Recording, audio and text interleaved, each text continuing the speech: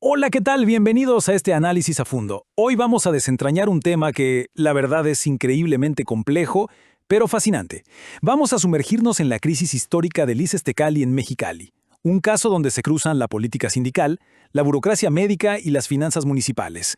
Lo que hace que este tema sea absolutamente vital de estudiar es cómo las estructuras de una institución y las decisiones tomadas a puerta cerrada impactaron literalmente en la vida y la salud de cientos de trabajadores. Así que prepárense para este recorrido. Muy bien, entremos de lleno en esto. Para entender toda esta crisis, vamos a dividir la información en 4 capítulos distintos. 1. El origen de la crisis. 2. El bloqueo médico institucional. 3. El liderazgo y la fractura sindical. Y 4. El saldo histórico. Sección 1. El origen de la crisis. La línea base de una tragedia financiera y humana. Para empezar hay que mapear cómo se dio todo esto, ¿no? Toda esta era de crisis tiene una línea de tiempo muy clara. Todo arranca con una reforma a la ley en 2014. A esto le sigue un severo congelamiento presupuestal que duró hasta 2017. Y bueno, esta inacción burocrática inicial fue como una bola de nieve que para 2018 y 2019 detonó en huelgas y demandas masivas, llevándonos hasta el presente, que hoy está marcado por una vigilancia obrera constante. Y en el centro de esta secuencia temporal, hay que decirlo, hay un costo humano durísimo. Imagínense esto. Durante los años del congelamiento, las fuentes señalan que los sindicatos priorizaron negociar las enormes deudas financieras globales con el gobierno antes que buscar un alivio inmediato para sus agremiados. Y como resultado de priorizar estos pactos, trabajadores con enfermedades crónicas o incluso terminales tuvieron que seguir trabajando. Sí, trabajando mientras esperaban unos dictámenes médicos para poder jubilarse que simplemente no llegaban. Y el catalizador clave de todo esto fue la reforma a la ley del ICES Tecali en diciembre de 2014. Esta reforma, que contó con el respaldo tácito de las cúpulas del magisterio, cambió por completo las reglas del juego. Eliminó la jubilación dinámica y fijó una edad mínima de 60 años. En la práctica, esto fue devastador. Docentes con diagnósticos de cáncer gravísimos vieron cómo se les negaban sus licencias médicas prolongadas porque ahora aplicaban estos nuevos y estrictos criterios. Básicamente, el sistema les cerró la puerta justo cuando más necesitaban protección. Pasamos a la sección 2. El bloqueo médico institucional. Descubriendo el mecanismo administrativo del fracaso. Ahora, lo que resulta verdaderamente interesante de este punto es el famoso Comité Técnico. Ubicado allá en las oficinas centrales del Centro Cívico, este comité se convirtió en el punto de estrangulamiento, un verdadero callejón sin salida burocrático. El problema no era una falla médica en las clínicas, no. Era aquí, en este comité, donde los documentos oficiales que los trabajadores necesitaban urgentemente para retirarse quedaban congelados por meses o hasta por años. A ver, vamos a visualizar este bloqueo paso a paso para entender lo absurdo de la situación. Paso 1. Los médicos hacían su trabajo y elaboraban los resúmenes clínicos de estas enfermedades graves. Paso 2. Ese expediente médico viajaba hasta el comité técnico. Y aquí, justo aquí, es donde el sistema colapsaba en el paso 3, la retención permanente. Existía una instrucción interna que dictaba que, si no había fondos del ayuntamiento del estado para cubrir esa plaza, simplemente no se emitía el dictamen oficial de jubilación. Así de frío. Un diagnóstico médico completamente válido era anulado por una barrera 100% administrativa y financiera. Los reportes de la época utilizan una metáfora que, la verdad, da en el clavo para describir esto: los pararrayos. Por un lado, tenías a los directores de las clínicas y hospitales que funcionaban como estos pararrayos. Ellos tenían que dar la cara todos los días, absorbiendo la frustración, el enojo y la angustia de las familias, pero estaban completamente atados de manos. Y por otro lado, en total contraste, tenías a los altos funcionarios del Estado, los que realmente controlaban el dinero, físicamente aislados y bien resguardados en sus oficinas privadas, lejos del caos.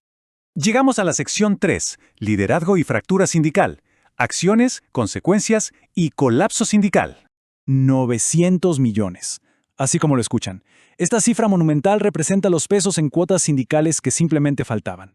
Un agujero masivo que estaba paralizando al instituto y que motivó a la entonces dirigente Victoria Bentley Duarte a interponer demandas penales históricas e inéditas contra un exalcalde.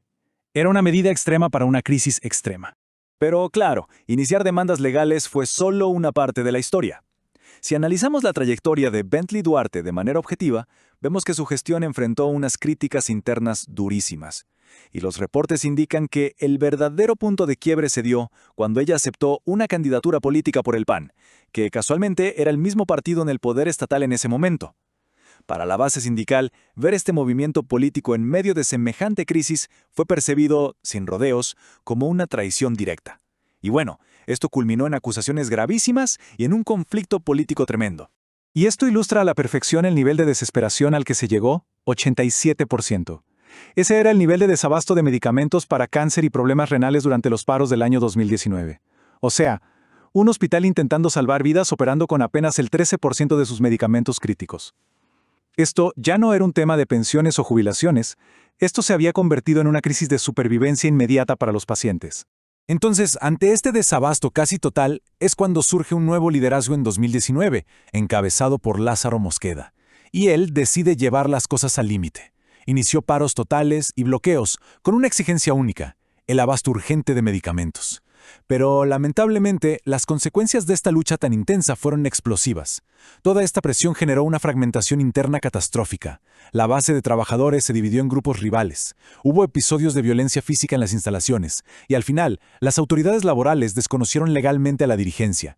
El intento desesperado por resolver la crisis médica terminó sumiendo al sindicato en un proceso de anulación de elecciones y una fractura institucional de la que es difícil recuperarse. Y así llegamos a la sección 4. El saldo histórico, las secuelas y la vigilancia de los trabajadores actuales.